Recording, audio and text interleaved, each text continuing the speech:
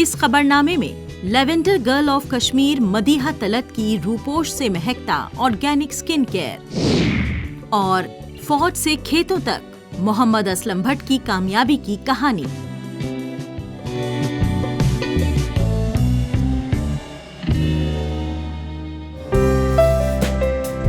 श्रीनगर की रहने वाली मदीहा तलत आज कश्मीर की कामयाब और तरगीब खेज विमेन एंटरप्रेन्योर्स में गिनी जाती हैं।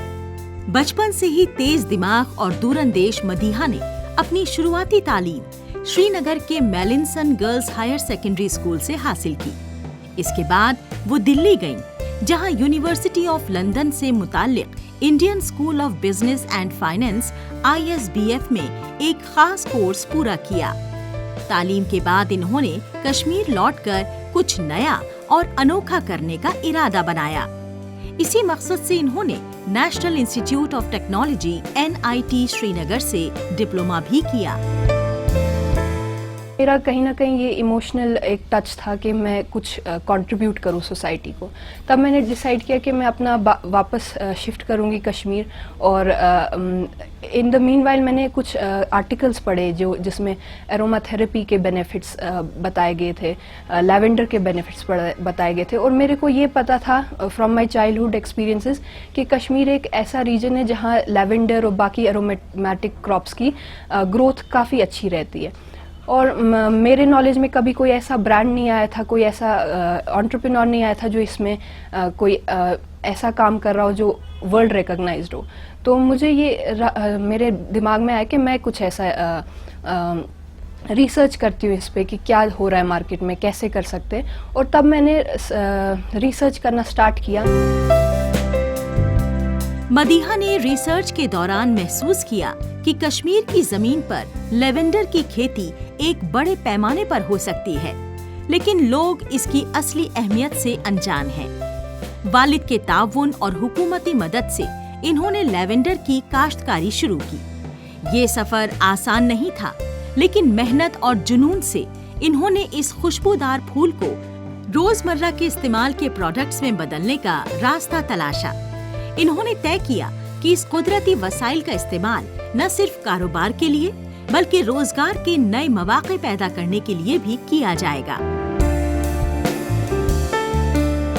सबसे मिली यहाँ पे अपने जो भी फार्मर्स थे जो इन पे काम कर रहे थे, उनका प्रोसेस समझा और फिर मैंने इस पे फर्दर काम करने का इनिशिएटिव लिया।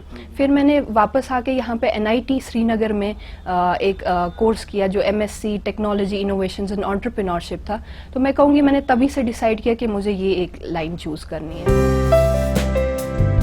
इसी सोच का नतीजा है उनका organic skin care brand Ruposh.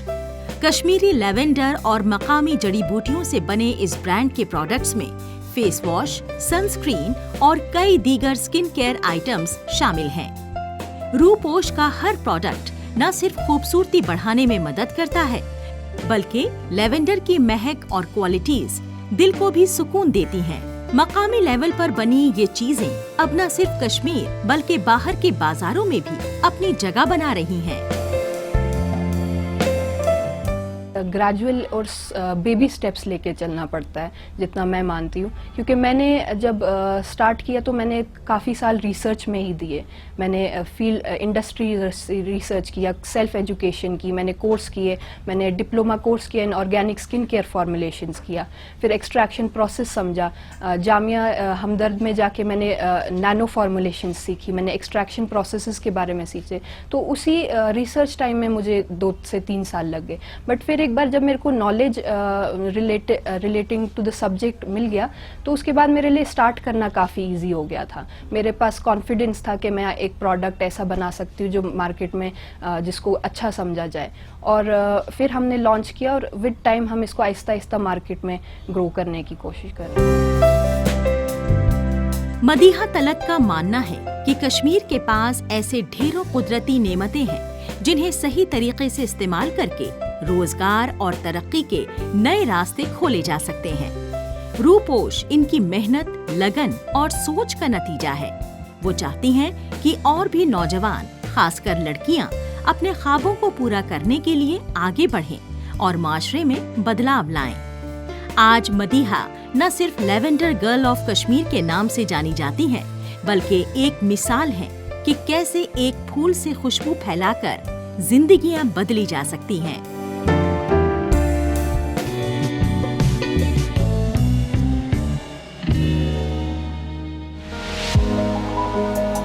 Jammu Kashmir के उधमपुर जिले के चेनानी के बैन गांव में रहने वाले साबिक फौजी मोहम्मद असलम भट्ट एक मिसाल बन गए हैं। सन 2005 में भारतीय फौज से रिटायर होने के बाद इन्होंने अपनी पुश्तैनी जमीन पर खेती शुरू की। आर्मी की सख्त ट्रेनिंग और डिसिप्लिन ने इन्हें खेती में भी कामयाब बना दिया। इन्होंने टमाटर की खेती को चुना और आज इनका नाम कामयाब काश्तकारों की फहरिस्त में है। ये कहानी है एक साबिक फौजी की जिसने खेतों में भी जीत हासिल की। 2005 में मैं फौज से रिटायर आया। उसके बाद मैंने यहाँ पर फार्मिंग का काम शुरू किया। हमारे पास पुश्तूनी जो है पुरखों की ज़मीन थी मेरे पास, माता पिता की ली हुई। तो उसमें मैंने सबसे पहले जो है टमाटर में काम करना शुरू कर दिया। टमाटर की खेती शुरू की मैंने करना, तो इसमें मैंने अच्छा मुनाफा कमाया। और ये तकरीबन अभी जो है 8 से 12 साल हो गए मेरे को इसमें काम करते हुए टमाटर में।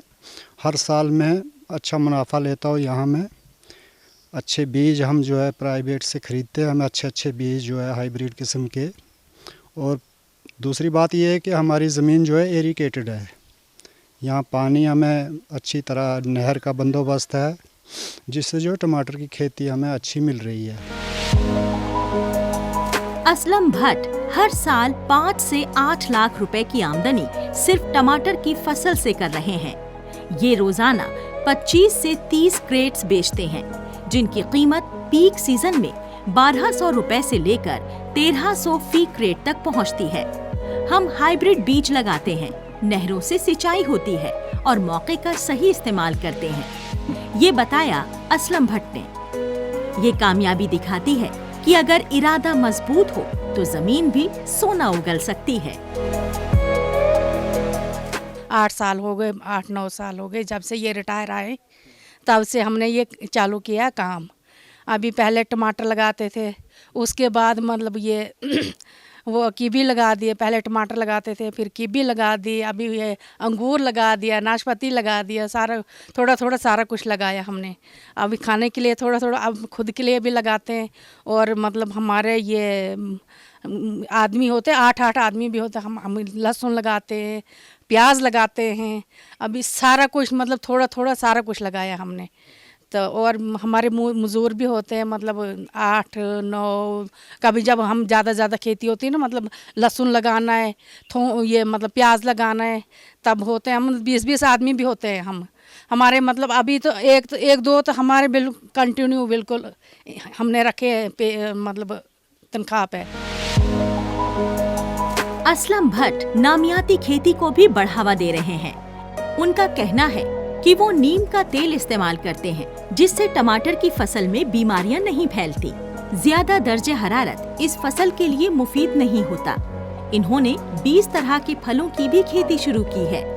नौजवानों से असलम का कहना है कि अगर आप नई टेक्निक और साइंसी तरीकों का इस्तेमाल करें तो खेती एक मुनाफेदार पेशा बन सकती है।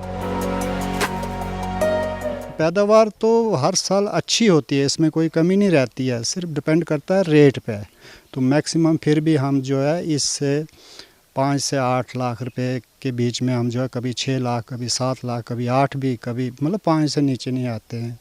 तो ये हमारा टमाटर में होता है। इसके साथ साथ में और भी जैसे मेरे पास कीवी का एक बाग लगाया हुआ मैंने, फिर फ्रूट के मैक्सिमम 20 वैरायटीज़ जो है मैंने लगाई हुई यहाँ पर, अलग अलग किस्म की। जैसे अनार हो गया, ये परसिमन हो गया, उसके बाद ये ब्लैक अंबर हो गया। अच्छा ये लेकिन वो थोड़े स्केल पे लगाए हैं मैंने, सिर्फ अपने यूज़ के लिए। असलम भट्ट हुकूमती मंसूबों को भी कामयाब मानते हैं। हुकूमत वक्तन फवक्तन बीज और खाद देती है, महकमा मदद करता है। वजीर आजम नरेंद्र मोदी का आमदनी दुगनी मंसूबा जमीन पर उतर रहा है। असलम का मानना है कि खेती से जुड़े हर फर्द को सरकारी स्कीम्स का फायदा उठाना चाहिए। चिनानी इलाके में आज हॉर्टिकल्चर और कमर्शियल फार्मिंग नई पहचान बना रहे हैं और असलम भट्ट जैसे लोग इस बदले हुए लैंडस्केप के हीरो हैं।